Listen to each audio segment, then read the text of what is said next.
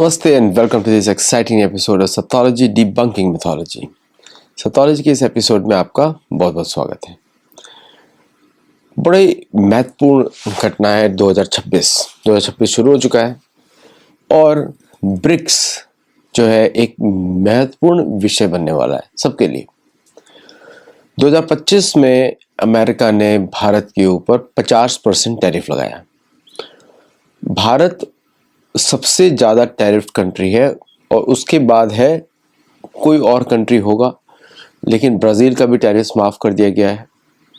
तो Bharat is the most tariff country in the world by America. America को क्या डर है? इस साल प्रधानमंत्री मोदी अध्यक्षता करेंगे भारत के बिहाफ पर ब्रिक्स का प्रेसिडेंसी भारत के पास आया है।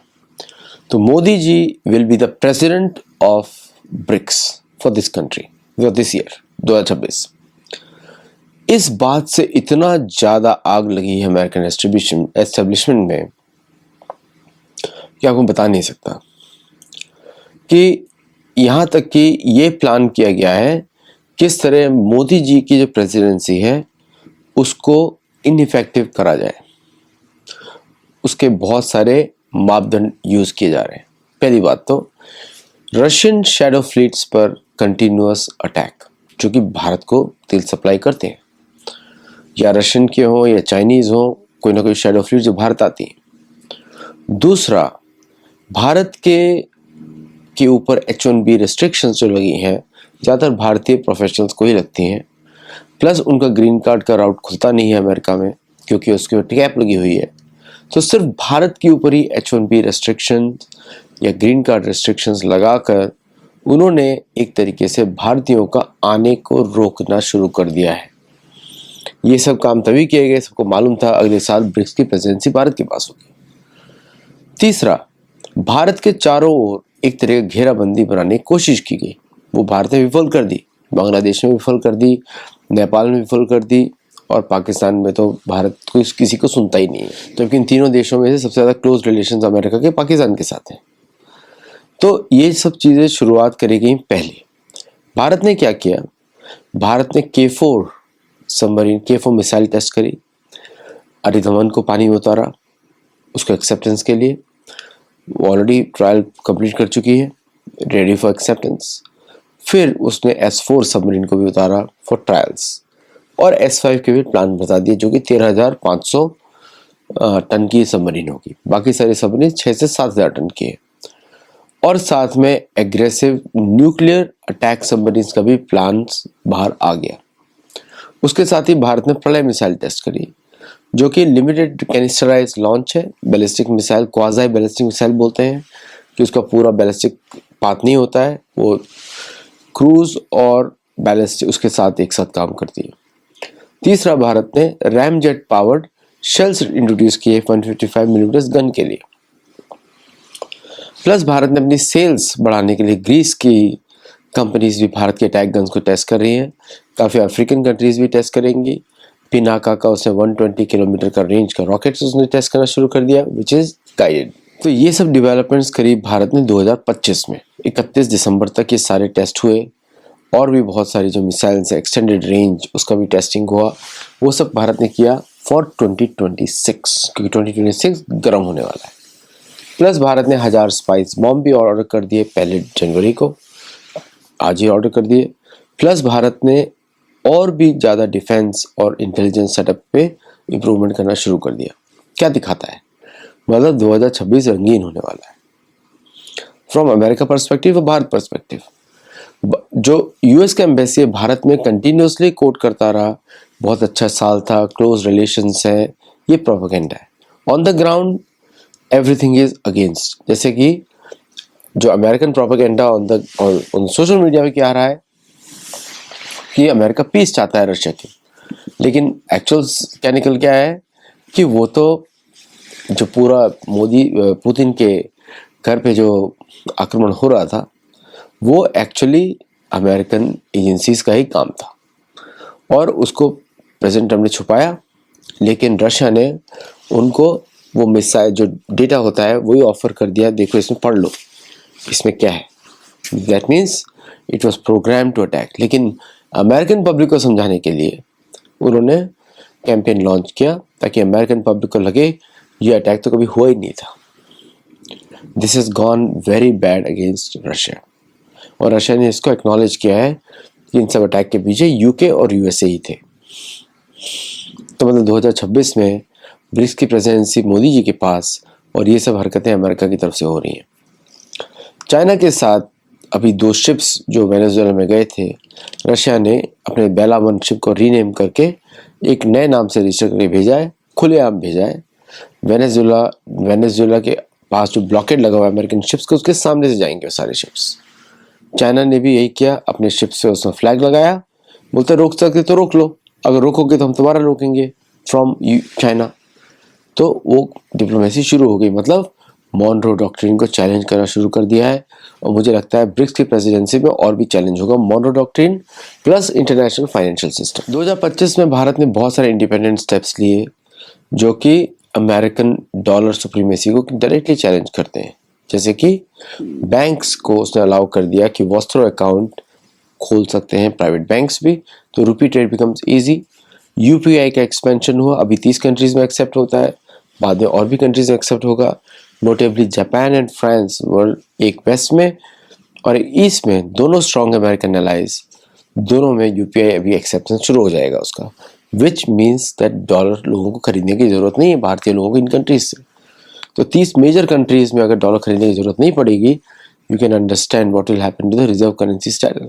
मतलब सिर्फ भारत की वजह से अमेरिका का रिजर्व करेंसी इस बार उसका प्रचलन 10% कम हुआ है, सिर्फ भारत की वजह से अगर देखा जाए टोटल।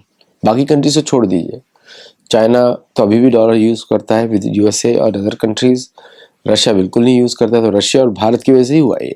अब जब प्रेसिडेंसी एक्सेप्ट करेंगे तो आपको याद ही होगा कि साउथ अफ्रीकन प्रेसिडेंट रामाफोसा से प्रेसिडेंट ट्रम्प की पर्सनल लड़ाई started with a lie in the white house.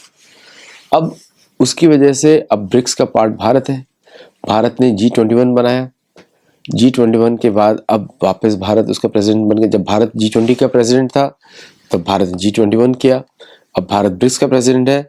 All more African countries are going to come, और अफ्रीका में एक तरीके का मूवमेंट चल रहा है against European colonisation and American colonisation. Congo का, सोमालिया का, नाइजर का, बहुत सारी ऐसी कंट्रीज हैं जिसका सारे मिलिट्री ऑपरेशंस अफ्रीका कॉम से होते हैं। अफ्रीका कॉम कहाँ बैठता है? जर्मनी में, जर्मनी से डायरेक्ट होते हैं सारे अटैक। तो भारत के ब्रिक्स बनने के बाद और बहुत सारी अफ्रीकन कंट्रीज को आने के बाद उसके अंदर मुझे लगता है इस बार ब्रिक्स जो है बड़े स्केल पे एक्सपेंड करने वाला है। African countries, south American countries कुछ आ सकती है। अगर साउथ अमेरिकन कंट्रीज जुड़ी तो ये डायरेक्टली लड़ाई होगी मॉनरो डॉक्ट्रिन के साथ। और मॉनरो डॉक्ट्रिन आपको मालूम ही है, जॉन मॉनरो जो 5th प्रेसिडेंट थे उन्होंने बनाई थी ताकि European colonial powers do not interfere in south America, इसलिए बनाई गई थी कि जितने भी स्पेनिश और पोर्चुगीज कंट्रोल टेरिटरीज हैं वहाँ पे जो यूरोपियन कंट्रीज है वहाँ पे इंटरफेयर ना करे, इसके लिए बनाई गई थी। अब उसका जो एक्सपेंडेड वर्जन आया है विद द ट्रम्प कोरोलरी, मतलब कि अब अमेरिका अपने आप को आइलैंड फोर्ट्रेस बनाना चाहता है और उसके लिए अमेरिका सब पे प्रेशर भी लगा रहा है। उसी प्रेशर के अंतर्गत मैक्सिको ने 35%, 50% ऐसे करके टैरिफ लगाया है, विच मैक्सिकन इंडस्ट्री को ही खराब लगेगा। एंड आई फुली अंडरस्टैंड कि मैक्सिको को ज़रूरत है अपनी ऑटो पार्ट्स की इंडस्ट्री को बचाने के लिए, पर रॉ मटेरियल कहाँ से लाओगे और रॉ मटेरियल टेक्नोलॉजी कहाँ से आएगी? तो मैक्सिको के लिए बहुत बड़ा चैलेंज है, लेकिन ये मैक्सिकन मार्केट के लिए नहीं है। अगर मैक्सिको अलाउ करता तो अमेरिका में कैसे पहुंचेगा? इसका मतलब ये है कि मैक्सिको पे टैरिफ नहीं लगा है, वो लगा है अमेरिका पे टैरिफ लगा है, और अमेरिकन नहीं चाहते कि मैक्सिकन क्वालिटी प्रोडक्ट्स अपने उधर लाएं। तो इसका मतलब ये होगा मैक्सिको को इंडियन प्रोडक्ट्स इंपोर्ट करने पड़ेंगे अमेरिका से, उसकी कॉस्ट बढ़ जाएगी, कॉस्ट ऑफ प्रोडक्शन इंक्रीज हो जाएगी। Then Mexican countries will be forced to move their production to America. तो Mexico will just be a labor provider. Mexico authorities को समझ में नहीं आ रहा है, but this is what is going on. और भारत के ब्रिक्स प्रेसिडेंसी लेते ही मैक्सिको ऑलरेडी ऑब्जर्वर के स्टेटस में है, मुझे लगता है कि मेक्सिको और बहुत सारे South American countries would be interested in coming to BRICS. Europe की बहुत सारी countries would like to come to BRICS, specially on the eastern. अभी जो रशिया के साथ उनका युद्ध चल रहा है, रशिया के साथ जो, उसकी समाप्ति तो तभी होगी जब वेस्ट चाहेगा। मीन्स अगर डीडॉलराइजेशन फास्ट हुआ तो युद्ध जल्दी खत्म होगा, और अगर स्लो चला तो युद्ध लंबा चलने वाला है। It's all connected to money.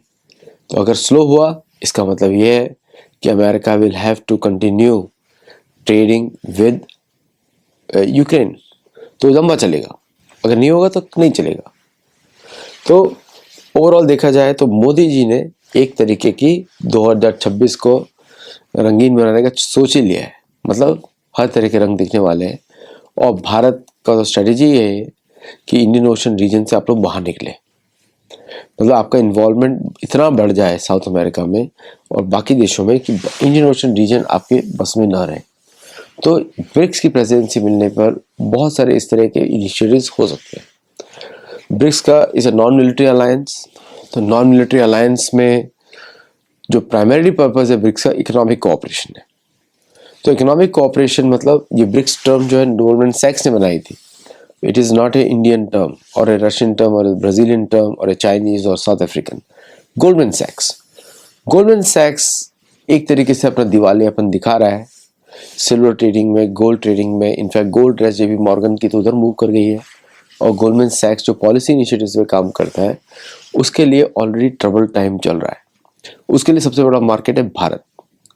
तो अगर भारतीय प्रेसिडेंसी में, क्योंकि Bharat is the basis of BRICS, आई भी है और उसका बेसिस भी है because it's the largest market in the BRICS in the world. BRICS के लिए तो बहुत बड़ा मार्केट है। तो फॉर भारत के लिए individual bilateral free trade agreements are the strategy. क्योंकि मल्टीलैटरल प्लेटफॉर्म्स, मल्टीनेशनल प्लेटफॉर्म नहीं चलते काम, वहाँ पे काम नहीं होता। Because some group specially from the west, whenever they enter they destroy the whole thing, क्योंकि उनको खुद ही चाहिए सब कुछ। they don't want other countries to win anything। तो इसलिए भारत का फोकस यही होगा कि ब्रिक्स में बायलैटरल ट्रेड्स, ब्रिक्स के साथ बायलैटरल एग्रीमेंट्स किए जाए और बाद में ब्रिक्स का अलग से एग्रीमेंट हो। उसके ऊपर I don't think so any of the 5 countries won't agree. लेकिन उसका क्या बेनिफिट क्या होगा कि Bharat will sign more FTAs with BRICS countries, मतलब कि जो मेंबर स्टेट्स है बायलैटरल। सो भारतीय ट्रेड विल डबल अप।